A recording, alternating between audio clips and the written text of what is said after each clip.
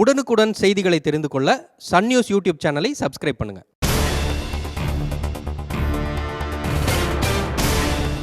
முக்கிய செய்திகள். மேட்டூர் அணையின் நீர்மட்டம் ஒரே நாளில் 13 அடி உயர்வு. மற்ற அணைகளும் நிரம்பி வருவதால் விவசாயிகள் மகிழ்ச்சி.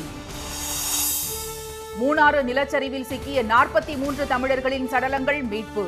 எஞ்சியவர்களை கண்டுபிடிக்க மோப்ப நாய்களை பயன்படுத்த முடிவு. தமிழகத்தில் புதிதாக 5994 பேருக்கு பரவியது கோவிட்-19 வைரஸ். 2,39,000 பேர் குணமடைந்திருப்பதாக அரசு தகவல். கொரோனாவால் இறந்தவரின் உடலை புதைக்க கிராம மக்கள் எதிர்ப்பு. சுகாதார அதிகாரிகளுடன் வாக்குவாதத்தில் ஈடுபட்டதால் பரபரப்பு. ரஷ்யாவில் மருத்துவம் படிக்கச் சென்ற மாணவர்களுக்கு நிகழ்ந்த சோகம். வால்கா நதியில் குளிக்கச் சென்ற போது நீரில் மூழ்கி உயிரிழந்த பரிதாபம்.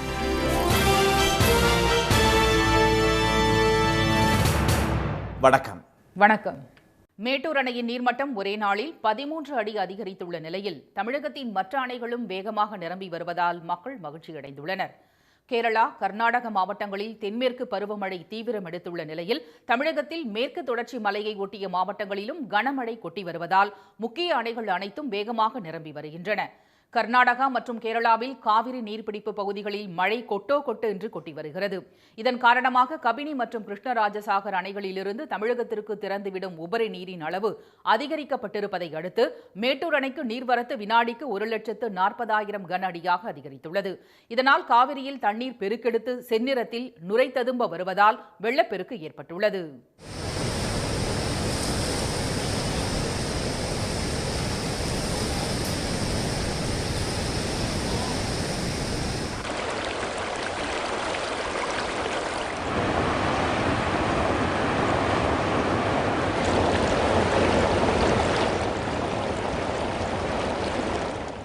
அணைக்கு வரும் நீரின் அளவு தொடர்ந்து அதிகரித்து வருவதால் நீர்மட்டம் கிடுகிடுவென உயர்ந்து வருகிறது. இதன் காரணமாக நேற்று முன்தினம் 70.5 அடியாக இருந்த அணையின் நீர்மட்டம் நேற்று ஒரே நாளில் 83 அடியாக அதிகரித்தது. தேனி மாவட்டத்தில் கொட்டி தீர்த்து வரும் கனமழை காரணமாக முல்லை பெரியாறு, சுருளியாறு, கொட்டக்குடியாறு, வைகை நதி, வராக நதி, மஞ்சளாறு உள்பட அனைத்து ஆறுகளிலும் கடும் வெள்ளப்பெருக்கு ஏற்பட்டுள்ளதால் மாவட்டத்தில் 72 இடங்கள் அபாயகரமான பகுதிகளாக அறிவிக்கப்பட்டுள்ளன.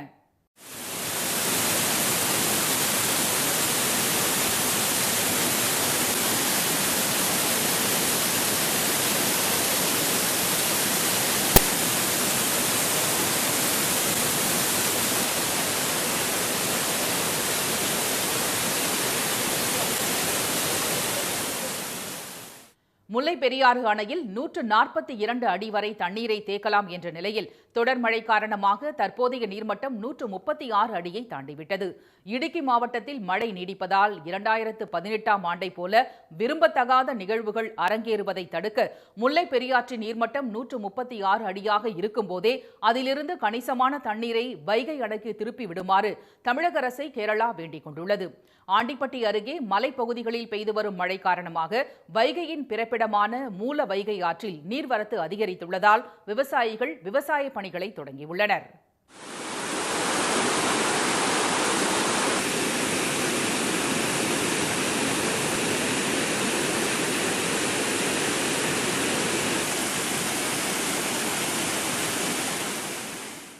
பெரியகுளம் பகுதியில் பெய்து வரும் மழை காரணமாக கும்பக்கரை அருவியில் வெள்ளப்பெருக்கு ஏற்பட்டுள்ள நிலையில் சோத்துப்பாறை அணையின் நீர்மட்டமும் வேகமாக அதிகரித்து 77 அடியை தொட்டுள்ளது. இதேபோல பவானிசாகர் அணையின் நீர்மட்டம் 100 அடியை எட்டியுள்ளதால் பாசன பகுதி விவசாயிகள் மகிழ்ச்சியடைந்துள்ளனர். மூணாறு நிலச்சரிவில் சிக்கியவர்களில் 43 பேரின் உடல்கள் மீட்கப்பட்ட நிலையில் மற்றவர்களும் உயிரிழந்திருக்கக்கூடும் என்று அஞ்சப்படுகிறது. கேரள மாநிலம் இடுக்கி மாவட்டத்தில் மூணாறு அருகே உள்ள தேயிலை தோட்டங்களில் தமிழகத்தைச் சேர்ந்த தொழிலாளர்கள் பரம்பரையாக வேலை பார்த்து வருகின்றனர். இந்நிலையில் கனமழை காரணமாக ராஜமலை பெட்டிமுடி பகுதியில் ஏற்பட்ட பயங்கர நிலச்சரிவில் 30 வீடுகள், தொழிலாளர்களின் உணவு விடுதி மற்றும் தொழிலாளர்கள் பொழுதுபோக்கு விடுதி, தேவாலயம் உள்ளிட்டவை புதையுண்டன.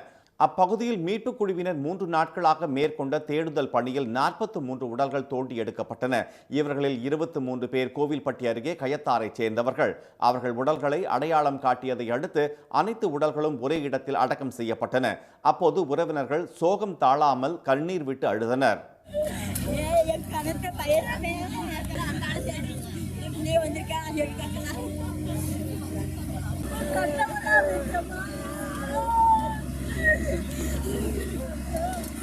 பலியானோரின் உடல்களை அடையாளம் காட்ட தமிழகத்தில் இருந்து சென்ற உறவினர்கள் கேரள எல்லையில் 6 மணி நேரம் காத்திருந்த பிறகே அனுமதிக்கப்பட்டதாகவும் உடல்களை அவசரமாக புதைத்த பின் திருப்பி அனுப்பப்பட்டதாகவும் தெரிவித்தனர். இதனிடையே நிலச்சரிவில் ஸ்ரீவில்லிபுத்தூர் அருகே உள்ள மல்லி கிராமத்தில் இருந்து அங்கு சென்ற ஒரே குடும்பத்தைச் சேர்ந்த 6 பேர் உயிரிழந்ததால் அந்த ஊரே சோகத்தில் மூழ்கியுள்ளது. உறவினர்களின் சடலங்களை பார்க்க சென்ற தங்களை கேரள அரசு அதிகாரிகள் அலைக்கழித்ததாக மல்லி கிராம மக்கள் குற்றம் சாட்டியுள்ளனர். 40 வருஷம் அங்கே கல்யாணம் முடிச்சு போனதுலேருந்து அங்கே தான் வேலை பார்த்துட்டு இருக்காப்புல. இப்போ இந்த நிலச்சரிவினால் அங்கே இறந்து போயிடுச்சு. அதில் எங்கள் அக்கா மகன், எங்கள் அக்கா நாத்தனா மாப்பிள்ளை எல்லாருமே அங்கே தான் இறந்து போயிட்டாங்க. இப்போ இங்கேருந்து போய் எங்கள் அக்கா மகனும் தேடி போயிருக்கேன், என் மகளும் போயிருக்காப்புல, 2 பேருமே போயிருக்காங்க.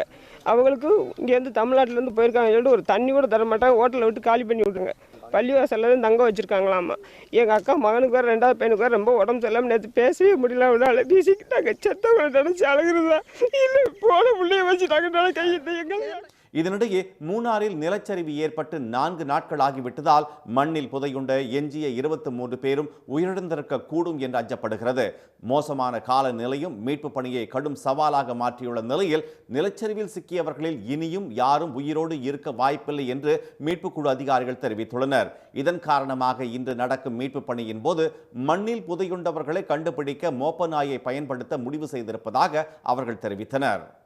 தமிழகத்தில் புதிதாக 5994 பேருக்கு கொரோனா தொற்று உறுதி செய்யப்பட்டுள்ள நிலையில் 2,39,000 பேர் குணமடைந்து வீடு திரும்பியிருப்பதாக அரசு தெரிவித்துள்ளது. மாநில சுகாதாரத்துறை நேற்று வெளியிட்டுள்ள அறிக்கையில் தொற்று உறுதியானவர்களில் தமிழகத்தைச் சேர்ந்தவர்கள் 5974 பேர் என்றும் வெளிநாடுகள் மற்றும் வெளி மாநிலங்களிலிருந்து வந்தவர்களில் தொற்று உறுதி செய்யப்பட்டோர் 20 பேர் என தெரிவிக்கப்பட்டுள்ளது.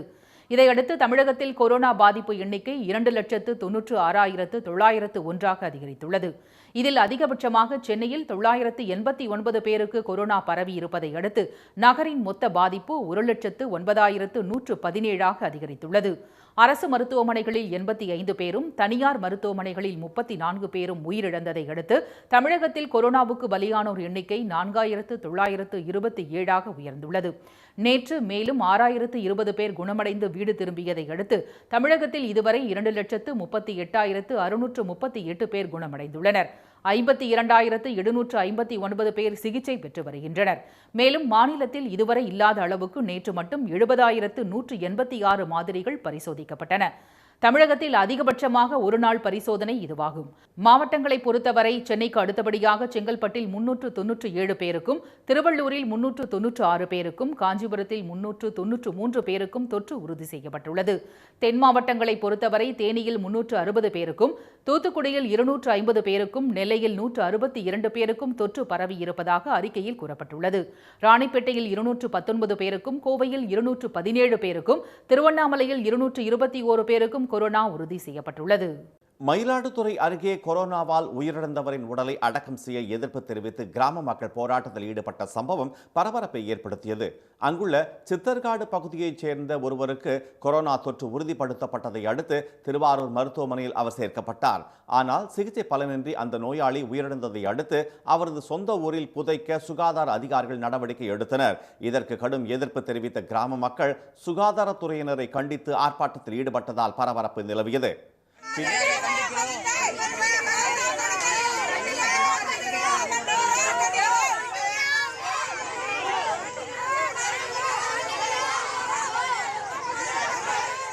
பின்னர் அவர்களை போலீசார் அப்புறப்படுத்தியதை தொடர்ந்து இறந்தவரின் உடல் புதைக்கப்பட்டது. இதனிடையே திருவண்ணாமலை அரசு மருத்துவமனையில் இருந்து தப்பி வந்த கொரோனா நோயாளி தனது கிராமம் அருகே இறந்து கிடந்ததால் பொதுமக்கள் அதிர்ச்சி அடைந்தனர். நெஞ்சுவலி காரணமாக திருவண்ணாமலை அரசு மருத்துவமனையில் சேர்க்கப்பட்ட சேரியந்தல் கிராமத்தைச் சேர்ந்த ஒருவருக்கு கொரோனா தொற்று உறுதி செய்யப்பட்டுள்ளது. அங்குள்ள கொரோனா வார்டில் சிகிச்சை பெற்று வந்த அவர் மருத்துவமனையில் இருந்து தப்பித்து வெளியேறி உள்ளார். அங்கிருந்து 2 கிலோமீட்டர் தூரம் கொண்ட சேரியந்தல் கிராமத்திற்கு நடந்தே வந்த அவர் மயங்கி விழுந்து உயிரிழந்து கிடந்துள்ளார். சடலத்தை பார்த்த பொதுமக்கள் காவல்துறைக்கு தகவல் தெரிவித்துள்ளனர். 3 மணி நேரத்திற்கு பின்னர் ஆம்புலன்ஸ் மூலம் அவரது உடலை சுகாதாரத்துறையினர் எடுத்துச் சென்றனர். இதனிடையே சாத்தான்குளம் தந்தை மகன் கொலை வழக்கில் கைது செய்யப்பட்ட சாத்தான்குளம் சிறப்பு உதவி ஆய்வாளர் பால்துரை கொரோனாவால் பாதிக்கப்பட்டதை அடுத்து மதுரை மருத்துவமனையில் சேர்க்கப்பட்டார். இந்நிலையில் சிகிச்சை பலனின்றி அவர் நேற்றிரவு உயிரிழந்தார். காரைக்கால் மகளிர் காவல் நிலையத்தில் பணிபுரிந்து வந்த பெண் காவலருக்கு கொரோனா உறுதி செய்யப்பட்டதை அடுத்து காவல் நிலையம் மூடப்பட்டது. உடன் பணிபுரிந்தவர்கள் அனைவரும் தனிமைப்படுத்தப்பட்டனர். விருதுநகர் மாவட்டம் அருப்புக்கோட்டை அருகே மேட்டுப்பட்டி கிராமத்தில் கொரோனா பரிசோதனை எடுக்க வந்த அதிகாரியிடம் பொதுமக்கள் வாக்குவாதத்தில் ஈடுபட்டனர்.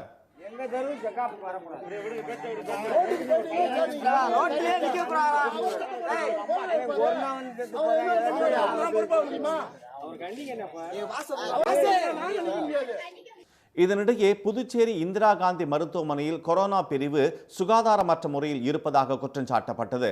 இதுகுறித்து நோயாளி ஒருவர் அளித்த புகாரை அடுத்து அமைச்சர் மல்லாடி திரு கிருஷ்ணாராவ் நேற்று அங்கு ஆய்வு மேற்கொண்டார். மருத்துவராகும் கனவில் ரஷ்யாவுக்கு மருத்துவம் படிக்கச் சென்ற தமிழக மாணவர்கள் 4 பேர் வால்கா நதியில் மூழ்கி உயிரிழந்த சம்பவம் பெரும் சோகத்தை ஏற்படுத்தியுள்ளது. சென்னை பெரம்பூரைச் சேர்ந்த ஸ்டீஃபன் லெபாக், தாராபுரம் முகமது ஆஷிக், திட்டக்குடி ராமு விக்னேஷ் மற்றும் சேலம் ஆத்தூரைச் சேர்ந்த மனோஜ் ஆனந்த் ஆகியோர் ரஷ்யாவில் உள்ள ஓல்கா காட் என்ற இடத்தில் உள்ள மருத்துவ பல்கலைக்கழகத்தில் மருத்துவம் படித்து வந்தனர். இந்நிலையில் அங்குள்ள ஓல்கா நதியில் நண்பர்களுடன் சேர்ந்து குளிக்க அவர்கள் சென்றுள்ளனர். அப்போது ஒரு மாணவன் ஆற்றில் இறங்கிய போது தண்ணீரில் அடித்துச் செல்லப்பட்டதால் அவரை காப்பாற்ற முயன்ற போது அடுத்தடுத்து 4 பேரும் நீரில் மூழ்கி இறந்துவிட்டனர். சடலமாக மீட்கப்பட்டுள்ள மருத்துவ மாணவர்களின் உடல்களை தமிழகத்திற்கு கொண்டு வருவதற்கான நடவடிக்கையில் ரஷ்யாவில் உள்ள இந்திய தூதரகம் ஈடுபட்டுள்ளது. ரஷ்யாவுக்கு சென்று மருத்துவம் படித்து வந்த தமிழக மாணவர்கள் 4 பேர் நதியில் மூழ்கி பலியானது அவர்களது உறவினர்களை பெரும் சோகத்தில் ஆழ்த்தியுள்ளது. 5 வருஷம் முடியுது. அடுத்த வருஷத்தோட முடிக்கிறாரு. அடுத்த 5ஆம் நாள் படிப்பு முடிக்கிறாரு. ஆற்று கிராஸ் பண்ணுறப்போ வெள்ளம் அடிச்சுட்டு போனதாக சொல்கிறாங்க. முழு தகவல் எனக்கு தெரியல. இந்த மாதிரி விபத்தில் அவர் இறந்துட்டார். அவரோடு சேர்ந்து ஒன்று 4 ஸ்டூடெண்ட்டு இறந்துட்டு. கொரோனா காலம் என்பதால் 4 பேரின் உடல்களை தமிழகம் கொண்டு வருவதில் தாமதம் ஏற்படலாம் என்று கூறப்படுகிறது. இருப்பினும் மத்திய மாநில அரசுகள் துரித நடவடிக்கை எடுக்க வேண்டும் என்று உறவினர்கள் கோரிக்கை விடுத்துள்ளனர். இதனிடையே ஆத்தூர் மாணவர் மனோஜ் ஆனந்தின் உறவினர்கள் சேலத்தில் தங்கியுள்ள முதலமைச்சர் எடப்பாடி திரு பழனிசாமியை நேற்றிரவு சந்தித்து மகனின் உடலை விரைந்து இந்தியா கொண்டுவர நடவடிக்கை எடுக்குமாறு மனு அளித்தனர். இதையடுத்து இந்த நடவடிக்கைகளை விரைவுபடுத்துமாறு அதிகாரிகளுக்கு முதலமைச்சர் உத்தரவிட்டதாக அவர்கள் கூறினர். திமுக நாடாளுமன்ற உறுப்பினர் திருமதி கனிமொழியை இந்தியரா என கேள்வி கேட்ட தொழில் பாதுகாப்பு படை அதிகாரி குறித்து விசாரணை நடத்த மத்திய தொழில் பாதுகாப்பு படை உத்தரவிட்டுள்ளது. சென்னையில் இருந்து நேற்று டெல்லி சென்ற அவரிடம் மீனம்பாக்கம் விமான நிலையத்தில் பாதுகாப்பு அதிகாரி ஒருவர் நடந்து கொண்ட விதம் குறித்து திருமதி கனிமொழி ட்விட்டரில் பதிவு செய்துள்ளார். அந்த அதிகாரி தம்மிடம் இந்தியில் பேசிய போது தமக்கு இந்தி தெரியாததால் தமிழ் அல்லது ஆங்கிலத்தில் பேசுமாறு கூறியதற்கு அதிகாரி எதிர்ப்பு தெரிவித்ததோடு இந்தி தெரியாத நீங்கள் இந்தியரா என்று வினவியதாக திருமதி கனிமொழி பதிவிட்டுள்ளார். அத்துடன் இந்தி தெரிந்தால்தான் இந்தியர் என்ற நிலை உருவானது எப்போது என்று கேள்வி எழுப்பிய அவர் இந்தி திணிப்பு என்று ஹேஷ்டேக்கையும் பதிவு செய்திருந்தார். இதையடுத்து திரு மாணிக் தாக்கூர் எம்பி உட்பட பலரும் திருமதி கனிமொழிக்கு ஆதரவாக ட்விட்டரில் பதிவிட்டனர். இதனைத் தொடர்ந்து திருமதி கனிமொழியிடம் பாதுகாப்பு அதிகாரி நடந்து கொண்ட விதத்திற்காக மத்திய தொழில் பாதுகாப்பு படை மன்னிப்பு கோரியுள்ளது. டெல்லியில் அவர் தரையிறங்கியதும் திருமதி கனிமொழியை சந்தித்த உயர் அதிகாரிகள் மன்னிப்பு கோரினர். இதனிடையே அவரது புகார் தொடர்பாக விசாரணை நடத்த உத்தரவிட்டதாக தெரிவித்துள்ள மத்திய தொழில் பாதுகாப்பு படை விமான நிலையத்தில் யாரிடமும் மொழி தொடர்பாக கேட்பதுமில்லை என்று விளக்கம் அளித்துள்ளது. தொழில் பாதுகாப்பு படையின் இந்த நடவடிக்கைக்கு திருமதி கனிமொழி ட்விட்டரில் நன்றி தெரிவித்துள்ளார். திருப்பதி திருமலை ஏழுமலையான் கோயிலில் அர்ச்சகர்கள், ஊழியர்கள், போலீசார் உள்பட 743 பேருக்கு கொரோனா பாதிப்பு உறுதிப்படுத்தப்பட்டிருப்பது அதிர்ச்சியை ஏற்படுத்தியுள்ளது. கொரோனா பரவலை தடுக்கும் வகையில் கடந்த மார்ச் மாத இறுதியில் மூடப்பட்ட அந்த கோயில் ஜூன் 8ஆம் தேதி மீண்டும் திறக்கப்பட்டு பக்தர்கள் தரிசனத்திற்கு அனுமதிக்கப்பட்டனர். முன்னெச்சரிக்கை நோய் தடுப்பு நடவடிக்கைகளையும் மீறி திருமலையில் கொரோனா பரவியதால் கோயில் மூடப்படும் என தகவல்கள் வெளியாகின. இதனிடையே கொரோனா தாக்கியதில் கோயில் அர்ச்சகர் ஒருவரும் ஊழியர்கள் 2 பேர் என 3 பேர் உயிரிழந்துள்ளனர். ஜீயருக்கும் கொரோனா பரவிய நிலையில் தற்போது குணமடைந்து அவர் திருப்பதியில் உள்ள மடத்தில் தங்கியுள்ளார். திருமலையில் கொரோனா தொற்று வேகம் எடுத்திருக்கும் சூழலில் திருப்பதியில் நேற்று செய்தியாளர்களை சந்தித்த செயல் அலுவலர் திரு அருள்குமார் சிங்கால் ஏழுமலையான் கோயிலில் 743 பேருக்கு கொரோனா பாதிப்பு ஏற்பட்டிருப்பதாக தெரிவித்தார். அவர்களில் 402 பேர் குணமடைந்து வீடு திரும்பிவிட்டதாக அவர் தெரிவித்தார். எஞ்சிய 338 பேர் பல்வேறு மருத்துவமனைகள், தனிமை முகாம்களில் உள்ளதாக திரு சிங்கால் கூறினார். ஏழுமலையானை கடந்த மாதம் 2,38,000 பக்தர்கள் தரிசித்ததாக தெரிவித்த அவர், பக்தர்கள் மூலம் 16 கோடியே 69 லட்சம் ரூபாய் காணிக்கையாக கிடைத்ததாக கூறினார். நடப்பு ஆண்டில் நவராத்திரி பிரம்மோற்சவம் நடத்தப்படுமா என்று செய்தியாளர்கள் கேட்டதற்கு பதிலளித்த திரு சிங்கால், அது குறித்து இன்னமும் முடிவெடுக்கப்படவில்லை என்றார். பக்தர்கள் பங்கேற்பு இல்லாமல் பிரம்மோற்சவ விழாவை நடத்துவது குறித்து ஆலோசிக்கப்பட்டு வருவதாக தெரிவித்த அவர், இந்த மாதம் 31ஆம் தேதிக்கு பின்னர் ஊரடங்கு தளர்வு குறித்து மத்திய மாநில அரசுகள் எடுக்கும் முடிவின்படி பிரம்மோற்சவம் நடத்துவது குறித்து தீர்மானிக்கப்படும் என்றும் திரு சிங்கால் கூறினார். பக்தர்களின் கோரிக்கையை ஏற்றே கோயில் திறக்கப்பட்டதாக தெரிவித்த அவர், தற்போதைக்கு ஆலயத்தை மூடும் எண்ணம் ஏதும் இல்லை என்று திட்டவட்டமாக கூறினார். லஞ்சம் கேட்டு தராததால் அடித்து துன்புறுத்திய காவலர்கள் மீது நடவடிக்கை எடுக்க கோரி சரக்கு லாரியுடன் கோவை மாவட்ட ஆட்சியர் அலுவலகத்திற்கு ஓட்டுநர் ஒருவர் வந்ததால் பரபரப்பு ஏற்பட்டது. மைசூரில் இருந்து கேரள அரசிற்காக தட்டப்பயிர் ஏற்றி வந்த அந்த லாரி ஓட்டுநர் விஜயகுமாரிடம் கோவை சரவணம்பட்டி சோதனை சாவடியில் இருந்த போலீசார் 300 ரூபாய் லஞ்சம் கேட்டதாக கூறப்படுகிறது. உரிய ஆவணங்கள் இருந்ததால் பணம் கொடுக்க அவர் மறுத்துள்ளார். இதனால் தன்னை தாக்கிய காவலர்கள் மீது நடவடிக்கை எடுக்க வலியுறுத்தி சரக்கு லாரியுடன் கோவை மாவட்ட ஆட்சியர் அலுவலகத்திற்கு வந்த விஜயகுமார் அங்கு லாரியை நிறுத்தியதால் பரபரப்பு நிலவியது. எஸ்எஸ்ஐ அவர் பிடிச்சிட்டு 300 ரூபா லஞ்சம் கேட்டாப்புல, நான் கொடுக்க முடியாதுன்னு. அதுக்கு வேண்டி என்னை அடிச்சாப்புல, அதுக்கு வேண்டி 700 ரூபா ஃபைன் போட்டு கொடுத்துருக்காப்புல. பயிர் லோடு கேரளா கவர்மெண்ட்டுக்கு ஏற்றிட்டு வந்துக்கிற பில்லெல்லாம் பக்காவாக இருக்குது, வண்டிக்கு ரெக்கார்டு பக்கா இருக்குது, எனக்கு லைசன்ஸ் பக்கா. அப்புறம் எதுக்கு என்னை பிடிச்சி அடிக்கணும்? இது கம்ப்ளைண்ட் கொடுக்க சொல்லி 100 கூப்பிட்டு வந்து ஒரு 10 டைம் கூப்பிட்டாச்சு. என் மொபைலில் தான் கூப்பிட்டு எந்த ரெஸ்பான்சிபிள் இல்லை. இதே கேரளா கவர்மெண்ட்டாக இருக்கட்டும், கர்நாடகா கவர்மெண்ட் கூப்பிட்டு 10 நிமிஷம் ரெஸ்பான்ஸ் பண்ணுவாங்க. இதையடுத்து அங்கு வந்த காவலர்கள் ஓட்டுநரை சமாதானம் செய்து அனுப்பி வைத்தனர். இதனிடையே கரூர் மாவட்டம் கடவூர் அடுத்த ஆலத்தூரைச் சேர்ந்த பிச்சைமுத்து என்பவரை காவலர்கள் இருவர் அடித்து சட்டையை கிழித்த சம்பவம் அப்பகுதியில் கொந்தளிப்பை ஏற்படுத்தியுள்ளது. ரோந்து பணியில் இருந்த அவர்கள் பிச்சைமுத்துவை வழிமறித்து திருட்டுத்தனமாக மது விற்கும் இடத்தை சொல்லுமாறு வற்புறுத்தி உள்ளனர். தனக்கு தெரியாது என்று அவர் கூறியதால் ஆத்திரமடைந்த காவலர்கள் கண்மூடித்தனமாக தாக்கியதால் பிச்சைமுத்து காயமடைந்தார். இதனை அறிந்த கிராம மக்கள் நியாயம் கேட்டு அங்கு கூடியதால் பரபரப்பு நிலவியது.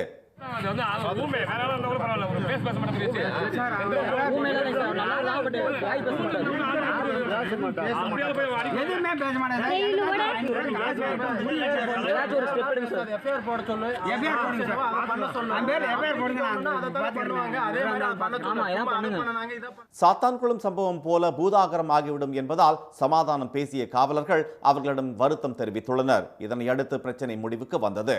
ஊரடங்கு காரணமாக இந்த ஆண்டு விநாயகர் சதுர்த்தியை முன்னிட்டு பொது இடங்களில் சிலைகள் வைக்க அரசு அனுமதி வழங்குமா என்ற எதிர்பார்ப்பில் சிலை தயாரிப்பாளர்கள் மற்றும் தொழிலாளர்கள் உள்ளனர்.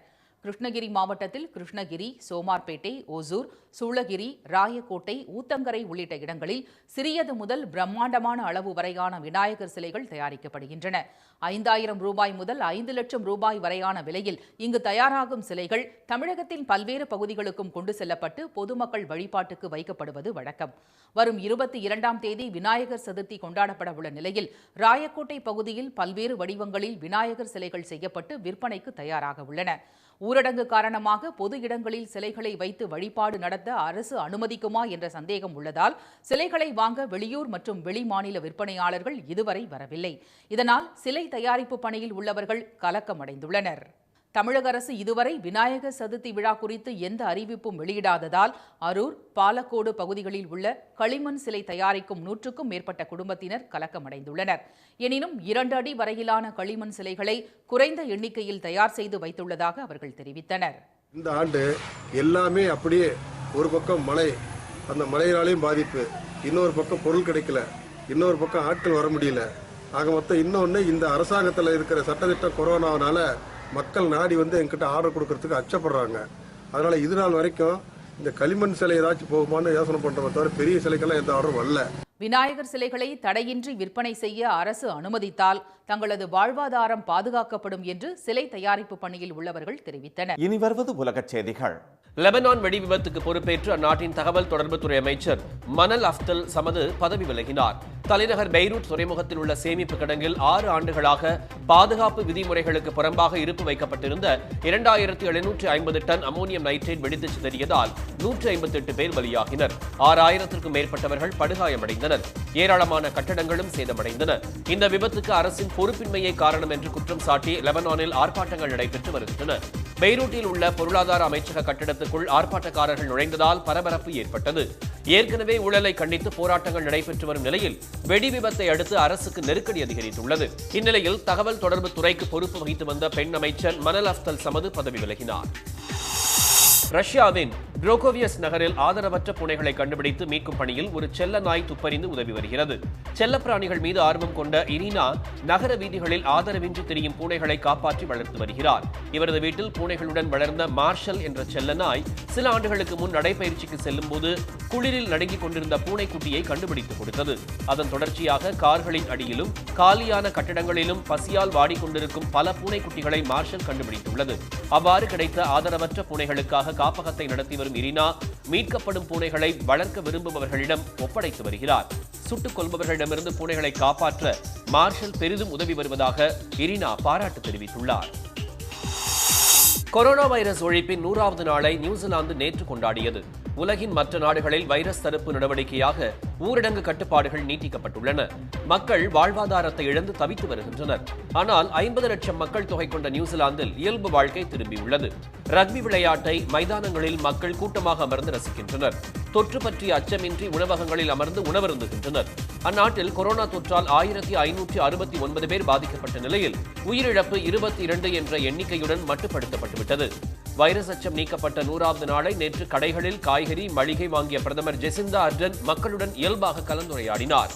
வைரஸை விரட்டிவிட்ட போதும் மக்கள் எப்போதும் எச்சரிக்கையுடன் இருக்க வேண்டும் என்று அவர் கேட்டுக்கொண்டார். தமிழகத்தின் 16 மாவட்டங்களில் இன்றும் மழைக்கு வாய்ப்பிருப்பதாக சென்னை வானிலை மையம் தெரிவித்துள்ளது.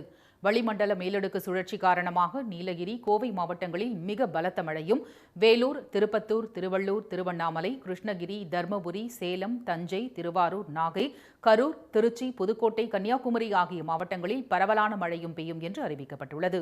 புதுச்சேரி, காரைக்கால் பகுதியிலும் மழைக்கு வாய்ப்புள்ளதாக கூறப்பட்டுள்ளது. அரபிக்கடல், லட்சத்தீவு, கேரள, கர்நாடக கரையோர பகுதிகள், வடமேற்கு வங்கக்கடல் பகுதியில் 50 முதல் 60 கிலோமீட்டர் வேகத்தில் பலத்த சூறைக்காற்று வீசக்கூடும் என்பதால் மீனவர்கள் அடுத்த 3 நாட்களுக்கு இப்பகுதிகளுக்கு செல்ல வேண்டாம் என அறிவுறுத்தப்பட்டுள்ளனர். மீண்டும் முக்கிய செய்திகள். மேட்டூர் அணையின் நீர்மட்டம் ஒரே நாளில் 13 அடி அதிகரித்துள்ள நிலையில் தமிழகத்தின் மற்ற அணைகளும் வேகமாக நிரம்பி வருவதால் மக்கள் மகிழ்ச்சி அடைந்துள்ளனர். மூணாறு நிலச்சரிவில் சிக்கியவர்களில் 43 பேரின் உடல்கள் மீட்கப்பட்ட நிலையில் மற்றவர்களும் உயிரிழந்திருக்கக்கூடும் என்று அஞ்சப்படுகிறது. தமிழகத்தில் புதிதாக 5994 பேருக்கு கொரோனா தொற்று உறுதி செய்யப்பட்டுள்ள நிலையில் 2,39,000 பேர் குணமடைந்து வீடு திரும்பியிருப்பதாக அரசு தெரிவித்துள்ளது. இத்துடன் இன்றைய காலை செய்திகள் நிறைவடைந்தன. மீண்டும் சன் டிவியில் செய்திகள் பிற்பகல் 1:30 மணிக்கு. செய்திகளை உடனுக்குடன் தெரிந்து கொள்ள சன் நியூஸ் தொலைக்காட்சியை பாருங்கள். வணக்கம். வணக்கம்.